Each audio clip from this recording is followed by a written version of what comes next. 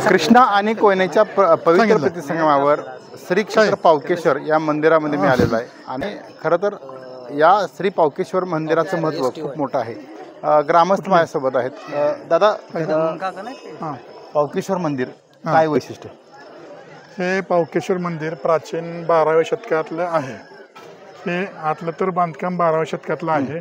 नंतरचं बांधकाम त्यानंतर टप्प्याटप्प्याने असं झालेलं आहे. हे बऱ्याच जणांचं म्हणणं आहे की हे बाहेरचं जे झालंय ते 16व्या 17व्या शतकातलं आहे.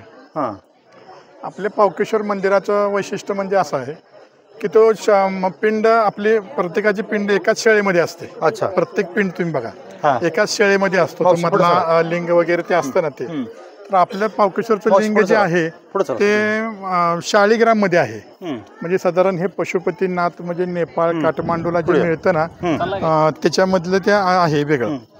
दुसरं पावकेश्वराचं मंदिराचं वैशिष्ट्य म्हणजे प्रत्येक ठिकाणी गायमुख असतं. जे तीर्थाचं पाणी जे बाहेर येतं ते गायमुखामधून येतं. पण इथं आमच्या इथं ते मगरमुख आहे. असं क्वचितच ठिकाणी असतंय. मगरमुख म्हणजे गंगेची कन्या असं मगरमुख आहे. तुम्ही ते बाहेर बघितलं तर तुमच्या ते लक्षात येईल. आणि फार असे इथं बेलपत्राचं एक हे आहे, डमरूचं एक शिल्प आहे. असे फार जुनी जुनी शिल्प छान आहे ते. आणि इथं 12 ज्योतिर्लिंग आसपास आहेत या कडामध्ये.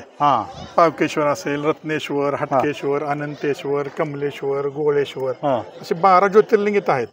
बहुलेश्वर, त्यापैकी हे एक मंदिर आहे. फार प्राचीन मंदिर आहे.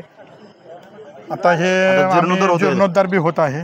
आणि आदरणीय आमदार साहेब अतुल भोसले आणि आमचे श्रीनिवासजी जाधव त्यांना जे म्हणजे त्यांच्या आणि मोहनराव जाधव यांच्या सहकार्यातून त्याने फंड पण मंजूर करून घेतलेला आहे. त्यामुळे आता हे जीर्णोद्धारचं काम चालू झालेलं तुम्हाला दिसेल. हे इकडं खाली आता भिंत उतरलेलं आहे. इकडं मागणं पण उतरून घेतलेलं आहे. आता हे पाऊस असल्यामुळे जरा थांबलेला आहे.